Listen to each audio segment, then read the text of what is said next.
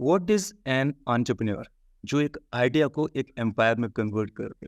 और एक आइडिया के साथ ही आज के हमारे गेस्ट ने अपनी एंटरप्रेन्योरियल जर्नी को स्टार्ट किया और कैसे उसको एक रेस्टोरेंट चेन में कन्वर्ट कर दिया। Will be just talking about all those factors aspects जिससे आप भी अगर कुछ ऐसा सोच रहे हैं can go for starting your own business and can become an entrepreneur. Let's welcome mister Raj Chandra जो कि ओनर हैं ग्रिल कैफे के, जिनके रेस्टोरेंट जिनके कैफे कई सारे सिटीज में इस समय ऑपरेट हो रहे हैं। Let's go for talking how he started that all और कैसे ये यहाँ तक की जर्नी उन्होंने तय की। राज, स्वागत है आपका राइजिंग एंटरप्रेन्योर्स में। यहाँ पे हम बहुत सारे एंटरप्रेन्योर्स को लेकर आते हैं जिनकी जर्नी को सुनते हैं। होप आपकी जर्नी भी काफ़ी मोटिवेशनल काफ़ी इंस्पायरिंग होगी जो लोगों को इंस्पायर कर सकती है खुद के अंदर एक एंटरप्रेन्योर को ढूंढने के लिए। सो Thank you so much for inviting me. और definitely I give my suggestion या मेरे जो एक्सपीरियंसेस रहे हैं, ताकि किसी को अगर इससे कुछ इंस्टिगेट होने को मिलता है तो मुझे बहुत अच्छा लगेगा ये सुनकर कि मेरी जर्नी देख के कोई इंस्पायर हुआ है। That's great. So let's start from the background. थोड़ा सा पहले जाते हैं कि किस तरह की जर्नी थी आपकी बिफोर स्टार्टिंग दिस। क्या था बैकग्राउंड में और कैसे कैसे आपने क्या अभी तक किया before starting the restaurant business. I am an engineering graduate, basically I am from Agra. मैंने गलगोटिया से इंजीनियरिंग करी, जो कि नेशनल हॉबी है इस देश का कि पहले इंजीनियरिंग कर लो फिर सोचते हैं कि क्या करना है। तो मेरे साथ भी कुछ ऐसा ही था कि मैंने इंजीनियरिंग कर ली, फिर मैं पुणे चला गया, मेरे को नौकरी मिल गई थी वहाँ पे। तो आई स्टार्टेड माई जर्नी में। पुणे बहुत ही अच्छा हैपनिंग शहर है, उस शहर ने मुझे बहुत कुछ सिखाया है, बहुत कुछ। तो मैं वहाँ नौकरी करता था, around 2 year I worked over there. फिर मैं वापस आ गया था। हम लोग यूपी से बिलोंग करते हैं, तो पेरेंट्स कहते हैं ना भाई सरकारी नौकरी होनी चाहिए, प्रिपरेशन करो और बत्ती वाली गाड़ी हो। ये इंजीनियरिंग ऐसा हमने देखा है कि जितनी भी हमने आज तक की और बहुत सारी स्टोरीज सुनी है, बड़ी इंस्पायरिंग स्टोरी सुनी है कि पहले वो कुछ और चल रहा था और कुछ टर्निंग पॉइंट सा आया लाइफ में और अचानक से कहीं और चले गए। तो ऐसा कहीं पर लगता है कि बहुत बहुत सराउंडिंग का प्रेशर या दुनिया में क्या चल रहा है उसके हिसाब से हम कुछ करने निकल जाते हैं, लेटर और हमें पता चलता है कि नहीं हमें तो कुछ और करना था। तो ये इंजीनियरिंग करने के पीछे आपका खुद का थॉट प्रोसेस था, आप चाहते थे या कुछ घर से था? एक्चुअली एक्चुअली मैं नहीं चाहता था। My father he just retired as a government engineer. तो वो, हम लोग यूपी से बिलोंग करते हैं, तो ये होता है ना, मतलब जब हम छोटे थे, मतलब बिटवीन 10-15 साल पहले कि भाई हाँ क्या करना है, कि इंजीनियरिंग करनी है तो डॉक्टरी करनी है या फिर बीए करो, तो आदमी कहता था भाई तुम उसका फ्यूचर क्या है तुम्हारा। ठीक है, तो डॉक्टर मतलब इंजीनियर डॉक्टर से ये दो करियर दिखाई पड़ते हैं। हाँ बस बस 2 करियर दिखाई देते हैं। और तो मैंने भी वही करा कि चलो इंजीनियरिंग कर लेते हैं, फिर देखते हैं। फिर 3rd ईयर में समझ में आया कि भाई तेरा फ्यूचर नहीं है इसमें। देखते हैं। तो फिर डिग्री तो मतलब फर्स्ट डिवीजन से पास करी है मैंने, 4 साल में पूरी हो गई थी इंजीनियरिंग। बहुत सारे बैग आते हैं लोगों के, वैसा कुछ नहीं रहा। हाँ नहीं, एक का दुक्का बैग लगे थे, तो लेकिन फिर वो क्लियर भी साथ के साथ उस बीच उस टेन्योर में पूरे कर लिए थे। BTech without back is not possible, clear होता है। Okay okay. तो वो पूरी करने के बाद में मैंने कुछ जगह इंटरव्यूज दिए, लेकिन मुझे टेक्निकल करने का बिल्कुल वाइब नहीं था। फिर मैंने बैंक ज्वाइन करा पुणे जाके, एचडीएफसी बैंक। तो I was the branch sales manager over there. तो आई वर्कड ओवर देयर, बढ़िया जिंदगी चल रही थी, पैसे भी ठीक ठाक मिलते थे, सारे खर्च भी हो जाते थे। नई नई नौकरी, छोटी उम्र में आपको पता ही क्या, जैसे ये भी कर ले, ये भी कर ले, ये भी कर ले। नए शहर में जाके कुछ नए अल्यूरमेंट होते हैं, चलो ये भी करेंगे ऐसा भी करेंगे, पैसा आया चलो खर्च भी करते हैं, बहुत मेहनत कर ली है। हाँ जी। तो फिर उसके बाद में मैंने जब जॉब, मतलब मैं तो छोड़ नहीं रहा था, मेरा प्रमोशन भी चाहिए था, बट माय फादर मतलब समवेयर फोर्स में कि भाई हो गया तुम्हारा शौक पूरा, तो आओ गवर्नमेंट एग्जाम्स की तैयारी करो, एक सरकारी नौकरी लो। तो फिर मेरा मन नहीं था, बट होता है कि पेरेंट्स की माननी पड़ती है। हम शायद वो लास्ट जनरेशन है जो पेरेंट्स की आज तक मानते हैं, आज की जनरेशन सोचती भी नहीं है। मुझे भी लगता है। कि आप हमारा अकाउंट क्रेडिट कर दो इतने पैसे से, हमको जो करना है विल डू। ठीक है। तो उसके बाद मैं वापस आ गया, फिर मैंने दिल्ली शिफ्ट हो गया और वहाँ पे मैंने गवर्नमेंट एग्जाम की तैयारी शुरू करी। शुरू में तो मेरा मन नहीं था, आई वॉज प्लानिंग कि चलो कनाडा वनाडा चले जाएंगे और यहाँ कुछ नहीं है, थोड़े दिन बाद घर वाले कहना छोड़ देंगे जब सिलेक्शन नहीं होगा।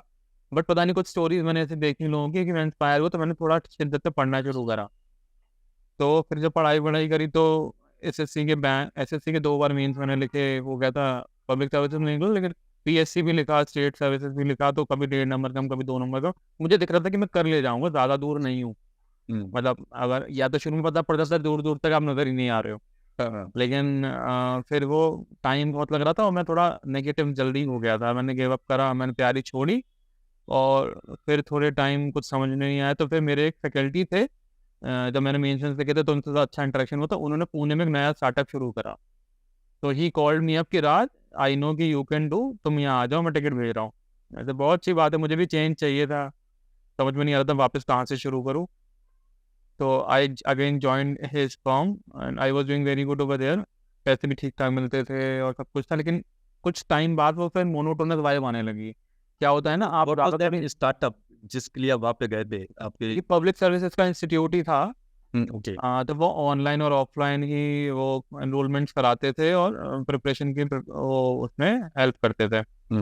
तो I was the admin head over there, तो मैं पूरा उनके इंस्टीट्यूट को लुकआउट करता था। तो फिर क्या हुआ कि मुझे कुछ स्टोरीज मिली, जैसे आपको एग्जाम्पल बताऊँ, मंडे सबका टाइट होता है। तो मंडे कभी कभी सुबह से शुरू हो जाता है, ये ना शाम को बड़ा अच्छा, मैं स्मोक नहीं करता, तो जो बाकी दोस्त होते थे हम लोग कैब से साथ में जाते थे, एक ही पॉइंट होता हमारा फ्लैट के पास पास से, तो हम एक ही अड्डे पे उतरते थे। तो जिसको स्मोक करनी थी स्मोक कर लेते थे, तो चाय पीनी चाय पी लेता था। तो वहाँ क्या था, मॉल बन रहा था, तो मॉल के बाहर वो इतना स्मार्ट बिल्डर था कि इतना छोटी छोटी टीन की दुकानें बना दी और लोगों ने उनको ऑक्यूपाई कर लिया, ग्रोसरी के लिए, पिज्जा शॉप के लिए, चाय के रेडी के लिए ना। तो एक पिज्जा वाला अंकल था, उसके पिज्जा मेन्यू में 4 5 6 पिज्जा थे और सबकी स्पेलिंग गलत थी। लेकिन लेकिन उसकी जो सेल थी ना, आप सोच नहीं सकते, क्योंकि वो आईटी हब था पुणे में, पिंपले सौदागर इज द प्लेस। तो वहाँ सारे आईटी वाले वहीं रहते, तो जैसे 6 7 बजते थे आपको लगेगा कि झुंड की तरह वहाँ बंदे कूदते थे उसके ऊपर ना। तो एक बार मेरे मन में आया कि बेकार हम रगड़ रहे हैं, ये देखो हमसे ज्यादा कमा रहा होगा। तो फिर मैंने एक बार, अंकल तो मारवाड़ी था वो, उसका पिज्जा से कोई लेना देना नहीं, मतलब सच में, मतलब वहां से मुझे लगा कि ये लोग कुछ कर रहे हैं जिंदगी में ना। मैंने पूछा कि अंकल महीने में कितने कमा रहे? कि बेटा 2 2.5 लाख तो हम कमा लेते हैं। मैंने, भाई हम पढ़े लिखे बेकार हैं। तो दैट वी ऑल्सो सी। कई बार हम यहाँ पे जब जाते हैं, बहुत सारे चौपाटी प्लेसेस बने होते हैं, तो वहाँ पे देखेंगे छोटे छोटे से हाँ स्टॉल्स लगा के और बैठे हैं, the people are earning very good. बहुत वेरी गुड। awesome। हाँ फिर ऐसे एक स्टोरी और थी कि एक बार कैब से ही आ रहे थे, तो वो भी शायद फ्राइडे था या कुछ था, वो टफ डे था। तो एक लड़का था, कैब वाला लड़का, 22 23 साल का होगा और अच्छे से बात कर रहा था, पढ़ा लिखा था, Sangli is a place near by Pune, तो वहाँ का था। तो मैंने ऐसे पूछा, मैंने भाई कहाँ का है, कि यहाँ का। तो फिर मैंने, क्या कर रहे हो? तो फिर उसने कहा कि भैया मैं, ये मेरी अपनी पर्सनल कैब है, मैं चलाता हूँ, मेरी ग्रेजुएशन हो गई, अभी एमबीए की तैयारी कर रहा हूँ मैं। अच्छा। तो फिर मैंने, कितना कमा लेता है भाई? मतलब मेरी गंदी आदत है या अच्छी आदत है पता नहीं, लेकिन इन्हीं स्टोरी से इंस्टिगेट कर दिया, शायद नहीं पूछता तो मैं नौकरी कर रहा होता, फ्रैंकली स्पीकिंग टू यू। तो फिर कह रहा भैया अगर 12 राउंड, पता नहीं उस टाइम बहुत अच्छे पैसे होते थे ऊबर ऊबर में ना, तो कह रहा 12 राउंड हो जाते तो 90 और 3 4 ऊपर को तो 1 लाख। मैंने, भाई कह रहे ये कैब के हैं। तो फिर मैंने कहा भाई एक काम करते हैं, कि मैंने उसको अपना कार्ड दिया, ऑफिस का कार्ड। मैंने, जब तेरा मन ना आना हो ना, मैं थोड़ा इरिटेटेड था, तो मैंने, तेरा मन ना कॉल मुझे कर दी, मैं चलाऊंगा 50 50 करने के। तो वो हंस रहा था। तो ऐसी ऐसी कुछ स्टोरीज ने मुझे इंस्टिगेट किया। अच्छा, पुणे में क्या ट्रेंड है कि इट्स हब ऑफ कॉलेजेस, तो वहाँ सिम्बोसिस और ये ना बहुत ट्रेंड है एमबीए करने का। मतलब लड़के लड़कियों का क्या ट्रेंड है कि बस एमबीए करो और कैफे खोलना है, एमबीए करो और कैफे खोलना है, और चला भी वही लोग रहे हैं। अच्छा, वहाँ पे यूथ भी बहुत है, आईटी भी बहुत है, तो वहाँ बहुत अच्छे चलते हैं, कंपटीशन भी है लेकिन धंधा भी है। लेकिन तब फिर मैंने जॉब छोड़ी, मैं दिल्ली आया, मैंने कुछ दोस्तों से बात करी कि क्या करना चाहिए, तो उन्होंने कहा तू कर ले, अच्छी बात है, हम वो करेंगे तेरे लोग घंटा कुछ नहीं, जब बस दारू पी रहे होते तब हम ही भर देते हैं दोस्त के यहाँ, हम बात करें। तो इससे कुछ नहीं होता, sorry for the wrong word, it's natural definitely होती है, बहुत बार ऐसे ही रहता है, मैंने देखा है। लॉट्स ऑफ डिस्कशन, बहुत सारी बातों में, और पता नहीं पता चलेगी थोड़ी देर बाद। हाँ कुछ नहीं होता। फिर मैं रविंद्र नगर जहाँ प्रिपरेशन करता था, वहीं दोस्तों के पास रुका था, मैंने 2 3 महीने लगाए लोकेशन ढूंढने में। मुझे ये नहीं पता था कि मुझे बेचना क्या है, मतलब ये भी एक चैलेंज होता है, हम इस इंडस्ट्री के तो है नहीं।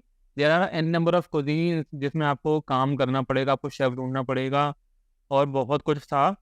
तो मैंने वो जब 2 3 महीने थक गया, तो एक दिन दोस्तों ने कहा आजा पार्टी करते हैं। तो सुबह जब मैं उठा, तो मैंने फिर राजेंद्र नगर को वो बिजनेस के उससे देखा, पॉइंट ऑफ व्यू से। मैंने कहा यार, तो इतना वॉक करने में बेकार इधर उधर ढूंढ रहा हूँ, द्वारका, गुड़गांव, गाजियाबाद, नोएडा, तो मैंने कोई फायदा नहीं, मैं यहाँ शुरू करते हैं। तो मैंने एक डीलर पकड़ा, एक दुकान समझ में आई, मैंने वो ले ली। अच्छा ले ली, लेकिन पता नहीं मेन्यू क्या करना है।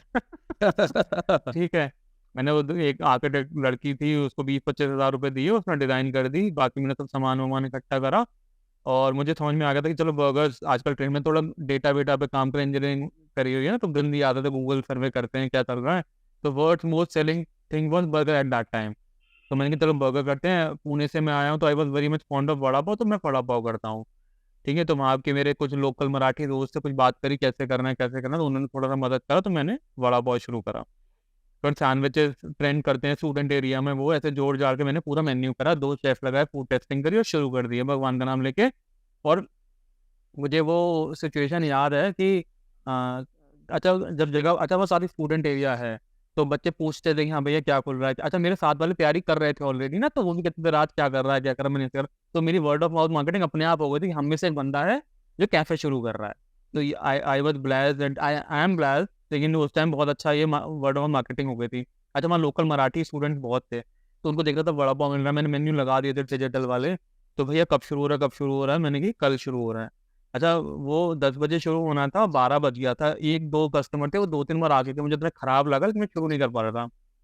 अच्छा हमने शुरू करा, मेरी मदर के हाथ से मैंने रिबन कटवाया, आई एम ब्लेस्ड, मेरे पेरेंट्स बहुत सपोर्टिव हैं। Thank you so much God, जो इतने अच्छे पेरेंट्स मुझे दिए हैं। तो मैंने रिबन कट कराया, पहला ऑर्डर आया 4 वड़ा पाव, चारों मराठी लड़के थे, नहीं 2 लड़कियां 2 लड़कियां ऐसा कुछ था।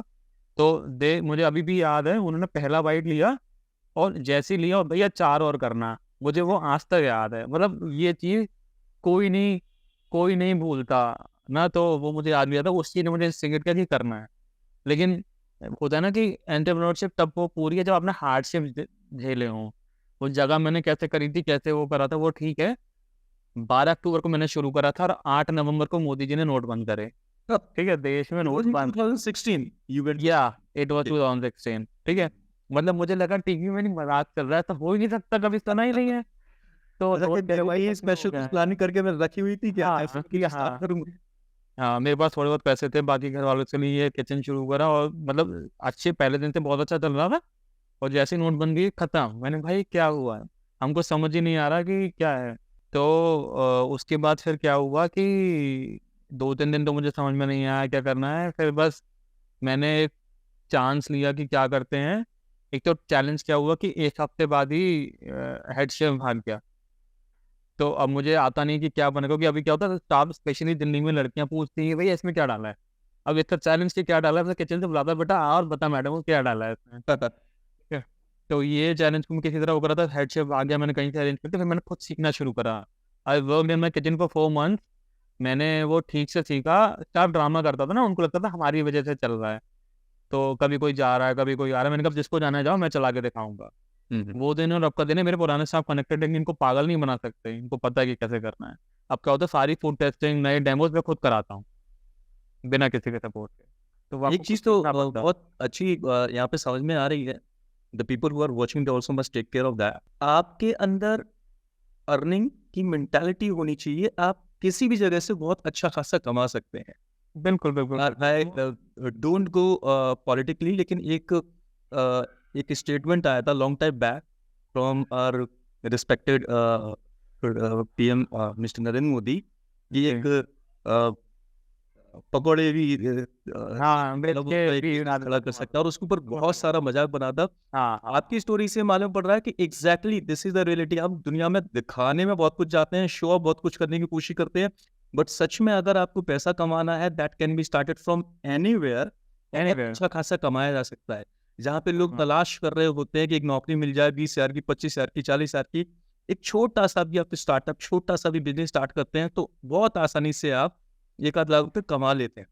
As you went for speaking, कि उसका मेन्यू कार्ड में सारी स्पेलिंग गलत थी, but he was just making 2 to 2.5 जो lakh, money so that was उसकी huge, उसकी मतलब शिद्दत थी। हाँ उसकी इतनी शिद्दत। अगर 2.5 लाख रुपए की मैं कोई नौकरी तलाशने की कोशिश करूंगा तो पता नहीं मुझे एक इसके लिए high क्या end क्या कितने कितने साल लगेंगे ना, एक IM मैनेजर आप IM से होने चाहिए तो आपको इतने पैसे अब मिलेंगे। बता नहीं क्या क्या नहीं करना पड़ेगा। So that's really great. So I would say कि जो लोग वॉच कर रहे हैं, business is the boss line जिसमें आपको निकलना चाहिए। वो बहुत छोटी चीज है, just you have to go for starting. देखिए प्रॉब्लम्स आते हैं, चैलेंजेस आते हैं, आपके सामने भी बहुत सारे आए, स्टाफ चैलेंजेस इसको लेके उसको लेके, बट अगर आप तैयार हैं तो यू कैन मेक इट। वो चैलेंजेस ही आपको मजबूत बनाते हैं। अगर चैलेंजेस नहीं आएंगे, इजी गोइंग रहेगा, तो आप स्ट्रॉन्ग कहाँ से होंगे। Right, very much true, very much true. And what I take challenges as, challenges वो stepping stones होते हैं जो आपको सिखा रहे होते हैं बेटर बनने के लिए। जो आपको सिखा रहे होते हैं कि आप कैसे ये आगे की जर्नी को ईज़ी कर सकते हैं, है ना? अगर ये चैलेंज आपके सामने ना आया होता कि आपका जो शेफ़ था वो प्रॉब्लम क्रिएट कर आता नहीं तो मैं सीखता नहीं। हाँ, तो आप सीखते नहीं और आज सही आप बात। कंट्रोल में हैं। आज आप अपने बिज़नेस को कंट्रोल में रख सकते हैं बिकॉज़ यू नो दैट कि कोई आपको डोमिनेट नहीं करेगा इस तरह से या बहुत सारी चीज़ें बना के मैनिपुलेट करने की कोशिश नहीं करेगा उसमें एंड बहुत बार ऐसा होता है स्टाफिंग की तरफ से। Yes, so that was the journey मैं कल परसों एक मूवी देख रहा था दैट वाज़ 12th फेल। हाँ, हाँ, हाँ, हाँ, मैंने प्रोमो देखा, मूवी नहीं देखी है। कुछ ऐसा उसपे भी मैंने देखा था one of the person was that जिसने 4 और 6 अटेम्प्ट किए एंड नई सिविल सर्विसेज को क्रॉस कर पाया he wait for starting his restaurant और बहुत सारा सपोर्ट मिला आसपास के स्टूडेंट से लेकर उनको and that is one of the important point actually जब लोग बिज़नेस स्टार्ट करते हैं तो कई बार इन चीज़ों को अवॉइड कर देते हैं। Starving market is one of the most strongest point for starting any the business. आप कोई भी True. बिज़नेस स्टार्ट करते हैं एक स्टार्विंग मार्केट है वहाँ पर जो आपके प्रोडक्ट के लिए भूखी है, यू कैन रूल। बिल्कुल सो सही बात। That's really nice one. अभी यहाँ पे आपने वहाँ पे अपना ये स्टार्टअप स्टार्ट किया, आपने अपना कैफ़े स्टार्ट किया। फर्दर भी बहुत सारे चैलेंजेस आए होंगे या ये भी बात खत्म हो गई थी? नहीं, नहीं, ये तो हो ही नहीं सकता। देखो, startup is always a challenge. आप करते रहोगे, चेंजेज़ आते रहेंगे, you have to adapt, you have to go through और आपको फाइट करके आगे बढ़ना है। मैं आपको बता रहा था कि नोट बंद हुए और फिर नोट लेना बंद हो गया, समझ में नहीं आता बैंक लेगा, नहीं लेगा, मुझे किसी के पास जवाब नहीं था इस चीज़ का, मुझे समझ में नहीं आया करना क्या है। तो फिर जो स्टूडेंट थे, मैंने अच्छा रॉ मटेरियल चल रहा था, रेंटल चल रहा था, स्टाफ की सैलरी चल रही थी मुझे और मैं बिल्कुल नया था। मैंने या तो मैं ख़त्म हो जाऊँगा या आगे बढ़ना है, तो मैंने कहा पीछे मुड़ के तो देखना ही नहीं है, जॉब छोड़ के हम नौकरी कभी नहीं करनी है। हुँ, तो मैंने क्या करा, मैंने स्टूडेंट्स को बोला कि एक काम करो आप, मतलब वो आते थे, भैया पैसे नहीं है, अच्छा उनको कोई सपोर्ट नहीं कर रहा था और स्टूडेंट प्रिपरेशन करके आए थे, मैं भी उनमें से कुछ दिन पहले ही तैयारी खत्म करके निकला था, जब पुणे में ऐसे स्टूडेंट के साथ ही रह रहा था। हुँ, तो मैं उसको उनकी फीलिंग को समझता था, तो फिर मैंने क्या करा, मैंने अच्छा एक काम करो कि आप पे मत करो, आप जब पैसे हो तब दे जाना। तो वो मेरी शक्ल देख कर ग्रुप में आते थे 3-3 4-4 लड़के लड़कियाँ, तो कह रहे भैया आपको क्या भरोसा है कि हम वापस करेंगे। मैंने बेटा स्टूडेंट कभी चोरी नहीं करते, तो ये कभी नहीं होगा मुझे पता है, और अगर कभी पैसे नहीं भी आए तो मैं ये मान लूंगा कि मतलब हमने लंगर कर दिया, मतलब इट्स लाइक ना कि हम सपोर्ट कर दिया सोसाइटी को, इट्स लाइक दैट। तो उनको मेरी बात बड़ी पॉजिटिव लगी और कितने सारे स्टूडेंट हुए। मैं कहता था एक काम करो, अपना मोबाइल नंबर और नाम लिखवा जाओ। अच्छा ये तो श्योर है नहीं ना, मोबाइल नंबर का आदमी फ़ोन नहीं उठाएगा, इससे क्या होगा, तुम घर तो नहीं चले जाओगे किसी के राइट, जो कि स्टूडेंट है। मैंने एक बार चेक करा तो वो मतलब अमाउंट 1 लाख से ज़्यादा हो गया था उधार का। ओके, तो है ना, लेकिन क्या हुआ मैं आपको बताता हूँ कि ये जो हुआ मेरा इतना सही काम करा, 95+% मेरा पैसा वापस आ गया था। ठीक है?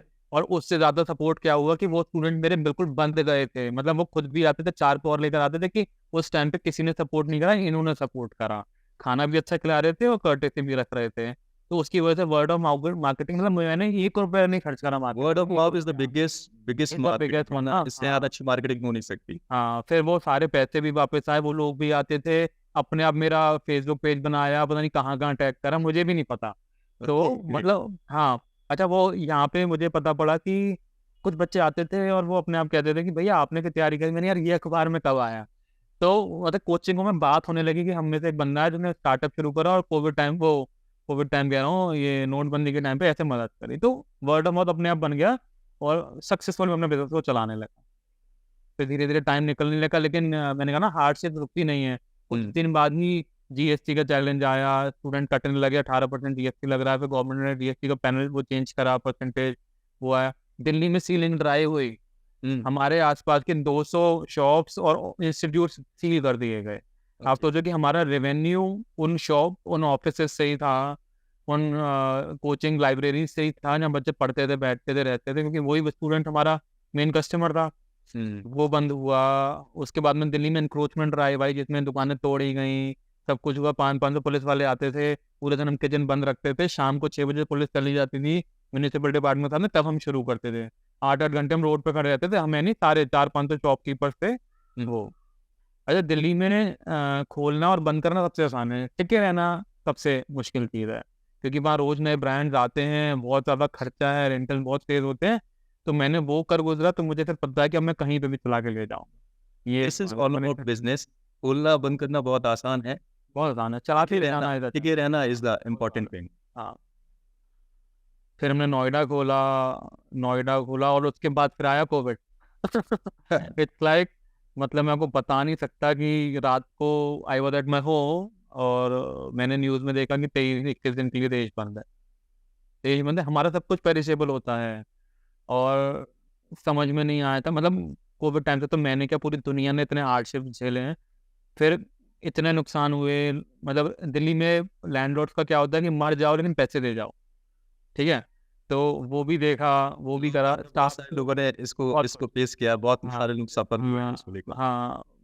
2019 थोड़ा सा लो था बिजनेस के टर्म्स में, क्योंकि ऑनलाइन कंपनी बहुत तेज हो गई थी, तो हमारे मार्जिन कम हो गए थे, तो हम उससे थोड़ा सा बाहर निकल रहे थे। 2020 में कोविड आया, उसने और झटका दिया। तो और फिर क्या हुआ कि 3-4 महीने स्टाफ को बिना बैठे, मतलब बिना काम पर घर बैठ के पैसे दिए, क्योंकि वो कहते थे भैया हम तो आपके आसरे, ठीक है। लेकिन जैसे ही मोदी जी ने बसें खोली देश बॉर्डर पे, सारा स्टाफ चला गया। मैं आपको बता नहीं सकता कि क्या सिचुएशन थी। जब मैंने किचन वापस शुरू कराया तो एक स्टाफ भी नहीं था, कहीं से अरेंज करके साफ सफाई कराई, इतना सामान खराब हुआ। और मेरा लॉकडाउन का बंद का बिजली का बिल 1 लाख रुपए आया था, ठीक है। मतलब बंद कहीं कब? नहीं छूटा। बंद का ना, मैं वहाँ गया उनके ऑफिस में, मैंने कहा सर किचन बंद था। कह रहे भैया कुछ नहीं है, या तो मीटर काट देंगे या पैसे जमा करो। मतलब देवर डेट मच हार्श, और जिसमें कि आप उनकी सेविंग्स लगा चुके उनको वापस रेंटल बंद का देने में, लैंडलॉर्ड को, स्टाफ को पैसे देने में, और उसके बाद में 1 लाख रुपए और। मतलब इट वाज लाइक, मतलब मैं बता नहीं सकता वो क्या सिचुएशन थी। बट फिर ठीक है, वहां से वापस निकला, मैंने वहाँ पे हेड से बात करी, वो 1 रुपए भी उन्होंने कम नहीं करा। लैंडलॉर्ड से सपोर्ट मांगा तो लैंडलॉर्ड ने कह दिया भाई या तो मैं आपको डिपॉजिट दे दूंगा या आप जमा करो, मुझे तो मतलब नहीं है, चाबी आपके पास थी। मैंने कुछ है ही नहीं, अब उनका टेक्निकल फॉल्ट अच्छे अच्छों के मिला है, आपने भी न्यूज में देखा होगा उस टाइम पे। हरभजन सिंह ने डाला था कि उनको 37,000 का बिल आया जबकि सब कुछ बंद है, ठीक है, उनका भी कम नहीं हुआ था। तो इट वॉज एन एग्जाम्पल कि किस चीज़ों को हमने फेस किया। लेकिन मैंने वापस शुरू करा और वापस ठीक करने लगे, वापस फरवरी तक हम आने लगे थे कि सांस आ रही है अब। हमने अक्टूबर में शुरू करा था, हाँ। और उसके बाद ही क्या आया, second phase. It was like और दैट सिचुएशन वाज हैवॉक। मेरे बगल वाले फ्लैट में डेथ हो रही है, इस वाले फ्लैट में डेथ हो रही है, मतलब सो हॉरिबल उस समय तो तो हॉरेबल। मैं आपको मैं बता नहीं सकता कि क्या था। मेरे पेरेंट्स पैनिक करने लगे, वो आगरा में से, मैं दिल्ली में था, कि वो होती ना माँ रोहानी हो जाती है कि भाई तू आ जा। दिल्ली की सबसे ज्यादा न्यूज आती थी, सबसे ज्यादा न्यूज आता सबसे ज्यादा हॉरिबल हो रहा है सीन। तो फिर उस टाइम मुझे ना चाहते हो टेम्प्रेरी शट करना पड़ा फॉर सम टाइम। और फिर अराउंड एन ईयर हमने कुछ नहीं करा, कि अभी पहले थोड़ा न्यूट्रलाइज होने था चीज़ों को, क्योंकि दिल्ली में क्या होता था, कभी भी चलान करने शुरू हो जाते थे, कभी भी कुछ भी हो जाता था, तो वहाँ पे काम करो थोड़ा मुश्किल होता था। बट फिर अभी हमने लास्ट ईयर मिड के बाद में हमने अपनी क्लाउड किचन शुरू करी नोएडा में। ओके, हाँ, तो cloud kitchen is going good, वहाँ पे ठीक ठाक चल रही है। फिर भी आपके आगरा के शहर, हमारे आगरा के शहर में Agra Chowpatty, which is one of the most famous places in Agra now days, सबसे ट्रेंडिंग फतेहाबाद लोकेशन रोड पर। फतेहाबाद रोड पर। वहाँ पे हमने आगरा चौपाटी में द ग्रिल कैफे शुरू करा। इट वाज आल्सो चैलेंजिंग, क्योंकि सारे बाप लोग ना आगरा के, पंछी भगत भाई ये लोग थे, इनके बीच में शॉप मिलना ही अपने आप में एक चैलेंज होता है। तो वो उन्होंने इंटरव्यूज लिए और क्या क्या लिया एडीए ने हमसे, और फिर हमको फाइनली सब वो करा कि नहीं ठीक है, बंदे में बात है, करते हैं। आगरा के लोग खाने में बहुत उस्ताद हैं, बहुत आगे बहुत हैं, सारे हैं, और यहाँ पे अब तो मैं आपको बहुत सारे ऑप्शंस हैं खाने के। बहुत सारे ऑप्शंस हैं। अब यही चीज़ मैं बता रहा हूँ, जैसे अगर हम नोएडा और यहाँ करते हैं, नोएडा दिल्ली एनसीआर करते हैं, तो वहाँ जैसे कॉन्टिनेंटल फूड जो है तो वो वैसे ही सर्व होता है, ऐसा नहीं होता। आगरा में हर चीज चटकारा, पिज्जा भी खा रहे तो चटकारा चाहिए, हर चीज में चाट का सारे फ्लेवर आना तरह तरह चाहिए। के एक्सपेरिमेंट किए जाते हैं, नई नई हाँ चीजें हाँ उसमें हाँ। की जाती हैं। अब मैं आपको बताऊंगा कि मैंने आगरा का जो मेन्यू बनाया था सैंडविचेस का हो, मैंने पनीनी एक नया कुछ शुरू करा यहाँ पे। यहाँ पे मैंने जो मॉकटेल्स भी रखे हैं उसका नाम भी क्या है, कच्चा आम, काला खट्टा, मतलब दीदा मॉकटेल्स, ठीक है। जो कि लोग खुश हैं कि वो ग्रीन एप्पल पी रहे हैं या मोहितो पी रहे हैं। तो क्योंकि यहाँ पे क्या है, ये चीज नहीं होगी तो आदमी को वाइब नहीं आएगी। आजकल शादियां ट्रेंडिंग, शादियों के, हाँ वो वाइब आना जरूरी है। आजकल शादियों का भी ट्रेंड है, और मेरी भी नहीं हुई शादी में, मेरे यहाँ भी बड़ा प्रेशर चल रहा है शादी का। तो फिर हमने यहाँ पे उसके हिसाब से मेन्यू सर्व करा। 9th of August it was my birthday. हमने उस दिन इसको शुरू करा, हमें शॉप अलॉट हुई थी जुलाई एंड में। तो हमने इसको शुरू करा और सक्सेसफुली हमने इसको रन कर रहे हैं। People are very much happy, उनको स्वाद अच्छा लगता है। यहाँ पे भी हमारा हॉट सेलिंग प्रोडक्ट है वड़ा पाव। बाकी अभी हम और भी प्लानिंग कर रहे हैं आगरा, मथुरा, धीरे धीरे यहाँ पे बढ़ाने के लिए। जैसे अब मैं यहाँ रहता हूँ, पहले मैं एनसीआर में ही रहता था, तो अब यहाँ रह रहे हैं, तो फिर इसको यहाँ पे बढ़ाते हैं आगरा के लोगों के लिए, मथुरा के लिए, ग्वालियर के लिए। तो I am searching location for that और धीरे धीरे यहाँ पे ग्रो कर रहे हैं। One of the challenge exactly जो बहुत बार लोग महसूस करते हैं when they go for starting their own business, they want to explore more, they want to spread it more, वो और ज्यादा जगह तक इसको लेके जाना चाहते हैं, लेकिन they just get stuck with one location or one office or one branch. तो ये आपने कैसे मैनेज किया, बिकॉज आप ज्यादा यहाँ पे भी नहीं रहते हैं, कभी यहाँ पे वहाँ पे, तो इसमें बहुत बड़े चैलेंजेस आते हैं लोगों के सामने. How did you go for managing that? मैं बताऊं, जैसे शुरू में मैं भी ऐसा सही था कि ऐसा ना हो मैं गले पे ना हूँ तो चोरी हो जाए, ये हो जाए। मतलब मैं भी बिल्कुल नया था, मेरी फैमिली में किसी ने बिजनेस नहीं करा है। तो व्हाट हैपेंड इज कि पहले 1 साल में मैंने सिर्फ 3 दिन की छुट्टी ली थी, वो भी जब मैं बहुत ज़्यादा बीमार था। फिर मुझे ये समझ में आया कि आजकल मुझे सर्वे करने के लिए और मार्केट में क्या चल रहा है जाना पड़ता था। गुड़गांव में क्या खिला रहे हैं, नोएडा में क्या खिला रहे हैं, कहाँ पे कैसे सर्व हो रहा है, मेरे में कुछ कमी तो नहीं। मतलब आपको अपना फीडबैक खुद भी चाहिए होता है, कस्टमर देने जाती हो, बट खुद भी चाहिए होता है, उसके लिए आपको सर्वे खुद करना पड़ता है। अब मुझे और लोकेशन पे खोलना था, तो मुझे पता था कि मुझे ही भागना पड़ेगा, no one would come to help me out, और you can do some franchising, उसके लिए पहले ब्रांड को बड़ा करना पड़ता है। तो फिर मैंने अपने किचन में से एक स्टाफ पढ़ा लिखा था, उसको सॉफ्टवेयर सिखाया और उसको समझाया। उत्तराखंड का स्टाफ था, उत्तराखंड के स्टाफ का प्लस पॉइंट होता है, ये लोग चोर नहीं होते हैं, मतलब भरोसेमंद होते हैं ना, मतलब ये मैं बोलता हूँ। तो फिर मैंने उसको सिखाया। फिर कैमरे वैमरे तो जब चलते ही थे, मैंने थोड़ा सा मॉडल को ऑटो पायलट करने की कोशिश करी, थोड़े से चैलेंजेस आए हैं, धीरे धीरे स्टाफ चलाने लग गया। तब मुझे वो कॉन्फिडेंस आ गया कि अब ये लोग चला सकते हैं। तो अब मैंने ऐसे स्टाफ की टीम बनाई, फिर मैंने नोएडा शुरू करा। जी. तो ये आपको देखना पड़ता है कि इसको ऑटो पायलट करेगा। तो अच्छा, हमारा कुकिंग भी ऐसा है कि यू कैन मैनेज है, आजकल सॉफ्टवेयर भी हैं कि आप सारा डेटा उसमें डाल सकते हो और आपको बाय डिफॉल्ट इसमें से डिडक्ट होता रहेगा, जो जो सामान बिकता रहेगा ना, तो आपको वो मैच करना पड़ता है, इन्वेंट्री जिसको बोलते हैं। तो वो शुरू की थोड़ी सी मेहनत है, आप उसको मेंटेन कर लो तो क्योंकि एक गले पे बैठ के तो आप नहीं कर सकते ना, आपको बिजनेस बड़ा करना है तो 2, 3, 4, 10, 50 स्टोर करने पड़ेंगे। जब 4 से हो जाएंगे तब आएगा ना फ्रेंचाइजी लेने कोई, कि राजू बोला कि यार मेरा छोटा भाई फ्रेंचाइजी तो खुल क्या फेंगी। तो जब आपको दिखेगा, आपको अंदर से वाइब आएगी, नहीं ही successful, he knows how to serve, how to click the business, तब वो आएगी। उसके लिए आपको एफर्ट पहले करना है। Very true, very true, very true. Franchise business is one of the amazing one. Exactly, उसमें सबसे पहले आप ही को अपना प्रोटोटाइप कुछ इस तरह का क्रिएट करना होता है, that you should be checking out everything. आप उनको बार बार टेस्ट करिए, पता करिए, और जो वहाँ पे एक चीज़ काम करना स्टार्ट करती है, अगर वो चीज़ आपके बिना काम कर सकती है, that can become a franchise. आप उसको स्प्रेड आउट कर सकते हैं कहीं पर. इसको ऑटो पायलट करना पड़ता है कि हाँ ये आपने एसओपी बना दी है इसकी, और उसके बाद में ये मॉडल बना दिया कि हाँ ये रेवेन्यू निकलेगा, इतना इन्वेस्टमेंट है। वो आपको हिट एंड ट्रायल चेक करना पड़ता है, कुछ माइन्यूट चेंजेस आते रहते हैं, वो करके आप आगे बढ़ते रहो। Right, right. According to you, like आपने फूड इंडस्ट्री में ये कोइंसिडेंट हुआ है, जो भी कुछ हुआ है, इसमें अपना कदम रखा है यहाँ पे, and you have been doing very much good. क्या संभावना है further in this industry if the people go for starting their own business? यार देखो, एक्चुअली देखो मैं बोलूँगा आपको कि बहुत टफ इंडस्ट्री है, फ्रैंकली स्पीकिंग। आपके सैटरडे संडेज नहीं होते हैं, 7 days 365 days you have to open. Now days trend है आधी रात तक जागने का। मतलब पहले तो होता था कि चलो 11 से 11 कर रहे हो, लेकिन अब सुबह 4 बजे तक किचन ओपन करना पड़ता है। अल्टीमेटली कहीं ना कहीं आपको फ़ोन आएगा, ठीक है। तो ये पहली चीज़ तो ये कि आपको थोड़ा मजबूत होना पड़ता है। देखो, टफ चीज़ बोलनी भी ज़रूरी होती है। ऐसा नहीं होता कि हाँ नौकरी में तो क्या आप 7 बजे घर पहुंच गए, या फिर जो आईटी का काम करें घर बैठ के सारे काम हो रहे हैं, ठीक है कि हाँ नए कपड़े पहनने को नहीं मिल रहा या और टाइमिंग है, but ultimately you are at home. But in food business dynamically you have to be at the location. No, कभी कोई वेंडर मिलने आ रहा है, कभी कोई बात है, कभी कोई स्टाफ नहीं आ रहा है, कभी और चैलेंजेस हैं, तो you have to be there. तो ये चीज़ की मेहनत अगर आपके पास है कि आप में कर ले जाओगे, तब आप फूड बिजनेस शुरू करो। बाकी प्लस पॉइंट क्या है कि मरते दम तक इंसान खाना खाएगा। बिल्कुल. सीधी बात, नो बकवास। मरते दम तक इंसान खाना खाएगा। तो ये नहीं है कि मैं किसी चीज़ की किसी फाइबर की मैन्युफैक्चरिंग कर रहा हूँ तो पता नहीं उसका कस्टमर कहाँ मिलेगा, मुझे शहर चेंज करना पड़ेगा, या इसका माल उत्तराखंड में बिकेगा, या इसका प्लांट के लिए मुझे हिमाचल ही जाना पड़ेगा। भाई कहीं भी जाओ, आजकल तो कार्ट का बिजनेस है, हर चौराहे पे there is food business startup. No, हमारे हिंदुस्तान में तो लोग पहुंचते भी दिल तक पेट के जरिए है. पेट के जरिए ही है। हाँ जी, हाँ जी। तो अगर टेस्ट बढ़िया तो सब कुछ बढ़िया है. खाना पीना नहीं छोड़ सकते, बाकी सारी चीजें. तो खाना तो डेफिनेटली, और टेस्ट हमें चाहिए बहुत ज्यादा.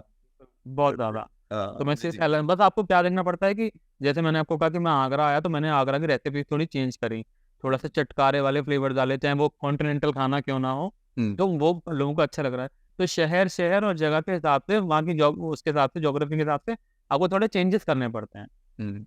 उस चीज़ का आपको ख्याल रखना पड़ेगा, बाकी तो कोई दिक्कत नहीं है, थोड़ी मेहनत करो सब कुछ होता है। तो कहाँ पे क्या पिक हो सकता है, मतलब ये चीज़ का ख्याल बहुत रखना पड़ता है। If a new person are looking for, अगर कोई एक नया पर्सन अपना कोई फूड चेन या फूड बिजनेस स्टार्ट करना चाहता है, तो आपके हिसाब से कौन कौन से कोई स्टेप्स हो सकते हैं जो उसको फॉलो करने चाहिए या माइंड में रखनी चाहिए?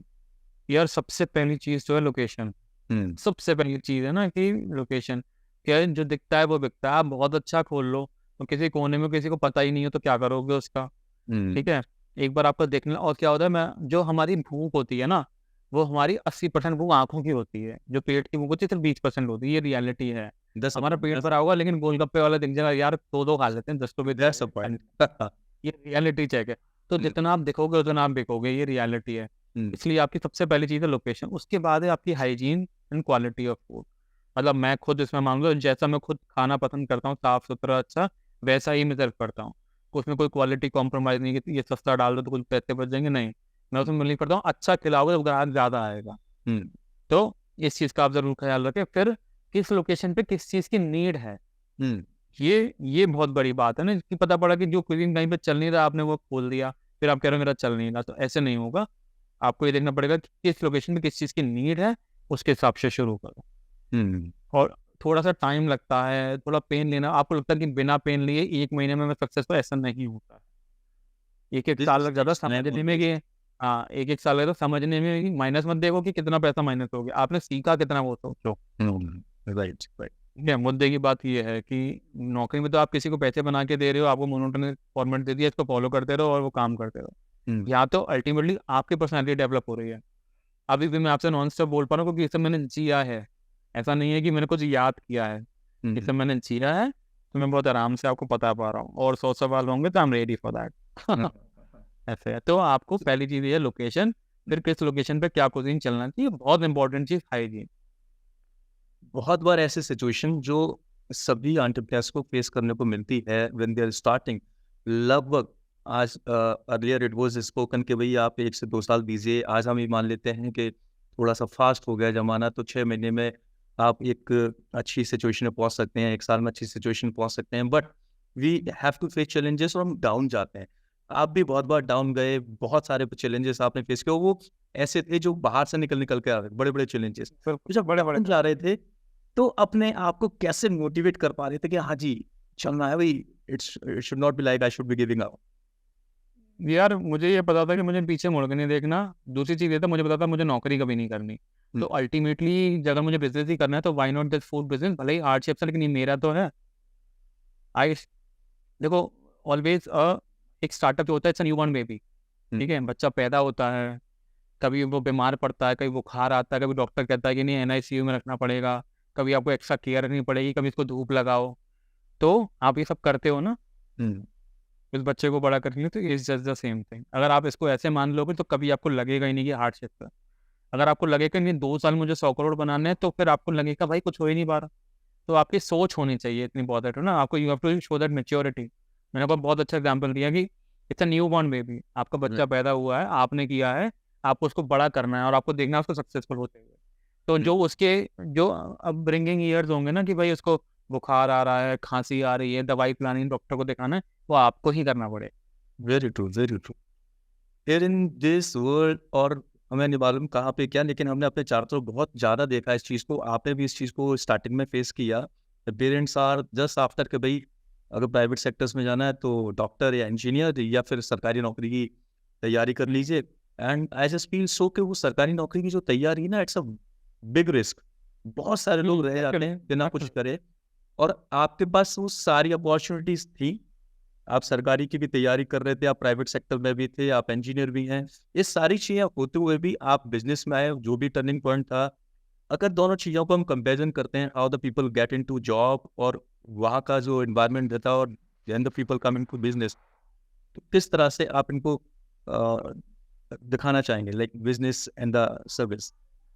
देखिए मैं एक एग्जांपल देता हूँ। हम गवर्नमेंट सर्विस की तैयारी करते हैं ताकि हम देश को सर्व कर सकें। अल्टीमेट हमारा गोल क्या होता है कि ठीक है, somewhere you will get that stability कि I am in a government job, family stable की हाँ ठीक है कि आपको सैलरी मिलती रहेगी है और आप देश को सर्व कर रहे हो। ठीक है, अब मैं मतलब समवेयर आप ये कह रहे हो कि हाँ मैं बड़ा देशभक्त हूँ कि मैं देश को सर्व कर रहा हूँ, ठीक है ना, गलत तो नहीं है बात। In that food business I am also serving the nation in a different manner. मैं उनको खिला के खुश करके सर्व कर रहा हूँ। सरकारी नौकरी में मैं सरकार से पैसे ले रहा हूँ ताकि मेरा खर्च चल सके। मेरे बिजनेस में या किसी भी स्टार्टअप में आप पैसे कमा रहे हो, आपने पीछे 4-6-10 स्टाफ रख रखे हैं जिनके घर आपकी वजह से चल रहे हैं।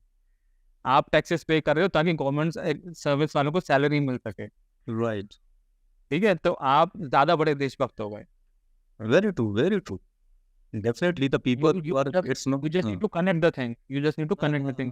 आपकी वजह से 4 स्टाफ है, मतलब 4 फैमिली आपकी वजह से चल रही हैं। आप कमा रहे हो, रॉ मटेरियल खरीद रहे हो जिस पर जीएसटी लग रहा है, पेमेंट करा रहे हो, उस पर टैक्सेस आ रहे हैं, आप आईटीआर भर रहे हो, तो आप भी गवर्नमेंट को पैसा दे रहे हो ताकि गवर्नमेंट को सपोर्ट मिले कि वो गवर्नमेंट एम्प्लॉय से सर्विस पे सैलरी पे कर सकते हैं।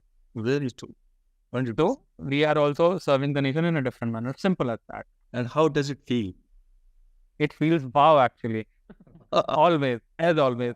जब जब कस्टमर खाना खाता है और आपके काउंटर पे आता है या फीडबैक देने आता है, तो जब उसका जो वाव होता है ना, वो आपका दिन बनाता है कि भैया यार मजा आ गया सैंडविच खा के। मतलब इस आपको वो, मतलब ठीक है कि आपको क्या 100 रुपए के सैंडविच 20 रुपए बचे, 25 रुपए बचे, लेकिन वो जो उसका स्माइल था ना, उसका जो सेटिस्फैक्शन था, वो जो आपने अर्न किया वो प्राइसलेस होता है। मतलब मैं This ऐसा is feel all about that wow factor. जब Actually, आप कुछ दे रहे हैं आपको वो वाव फील होना चाहिए, और जो सर्विस या प्रोडक्ट आपका आपके कस्टमर ने लिया है उसको वो वाव फील आना चाहिए कि एक पर्सन अगर आपके सर्विस को लेता है, आपके प्रोडक्ट को लेता है, और मान लीजिए कि आपके पास कोई दूसरी अपॉर्चुनिटी है नहीं है, बस आपको उसी पर्सन के थ्रू रेफरल मिलने वाला है, तो क्या प्रोडक्ट आप ऐसा बना सकते हैं कि उस कस्टमर के मुंह से वाव निकले? That alone thing, this alone strategy can make your business.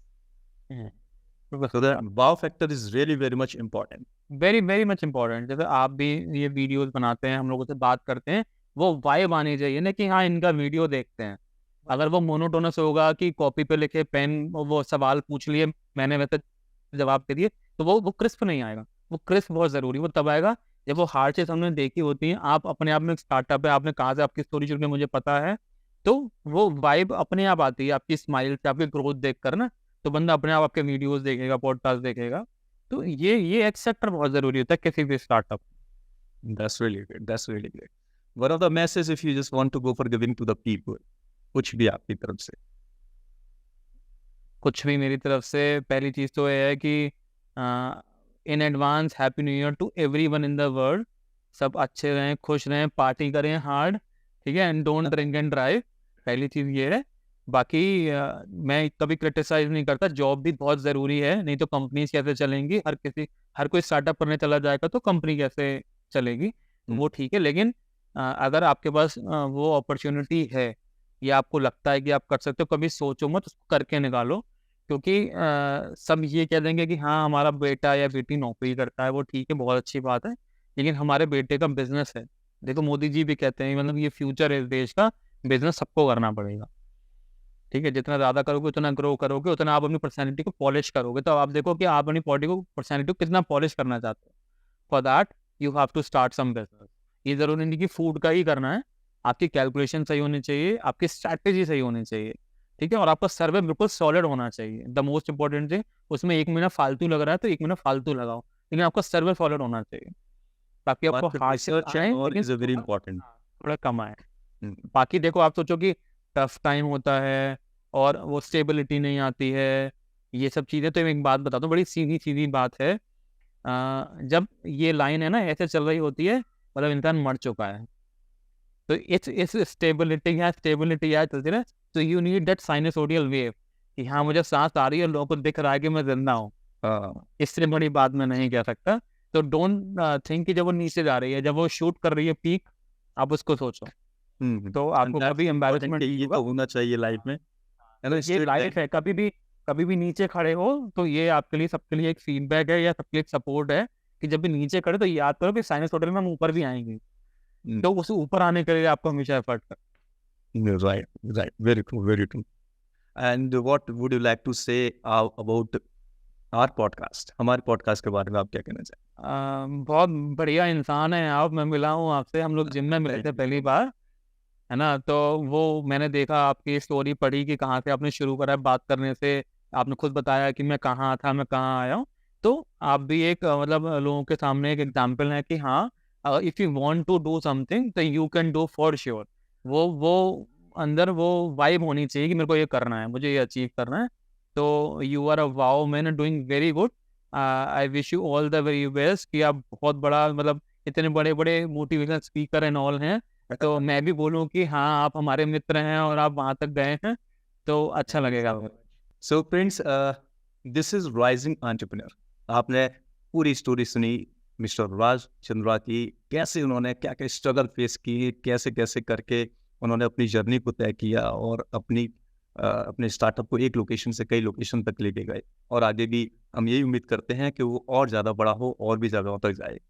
And if you just watching it और आपके माइंड में ऐसा कुछ है, if you are struggling, this story can be one of the stepping stone for you, जिसको देखकर, जिस पे चीज़ों को लर्न करके आप भी अपनी जर्नी को आगे बढ़ा सकते हैं। दिस इज राइजिंग एंटरप्रेन्योर्स, जहाँ पे हम ऐसे बहुत सारे एंटरप्रेन्योर्स को लेकर आते हैं जो अपनी स्टोरी के जरिए आपको इंस्पायर करते हैं और आपको बहुत सारी चीज़ों को सिखाते हैं। Hope so you must be liking it. और अगर आपको लगता है कि आपकी स्टोरी भी यहाँ पे आ सकती है, just go for filling the form. Link आपको हमारे डिस्क्रिप्शन में मिल जाएगा। Thank you so much.